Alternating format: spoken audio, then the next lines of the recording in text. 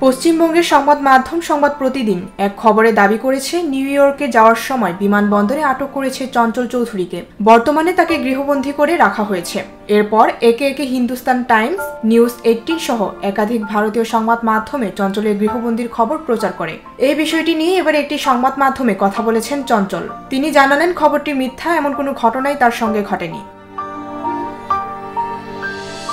বুধবার সংবাদ প্রতিদিন অনলাইনে প্রকাশ করা হয় বিমান থেকে সেনার কবজায় বাংলাদেশ গৃহবন্দী জনপ্রিয় অভিনেতা চঞ্চল চৌধুরী। সেখানে দাবি করা হয় সপ্তাহ দুয়েক আগে ঢাকা থেকে নিউ ইয়র্কে যাচ্ছিলেন চঞ্চল চৌধুরী। ঢাকা থেকে দুবাই হয়ে নিউ ইয়র্কে যাওয়ার কথা ছিল তার। বিমান ছাড়া কিছুক্ষণ আগে কয়েকজন বিএনপি নেতা ও সেনাবাহিনীর সদস্যরা বিমানে উঠে সরাসরি চঞ্চলের কাছে যান। প্রশ্ন করেন, আপনিও কি হাসিনার মতো দেশ ছেড়ে পালাচ্ছেন?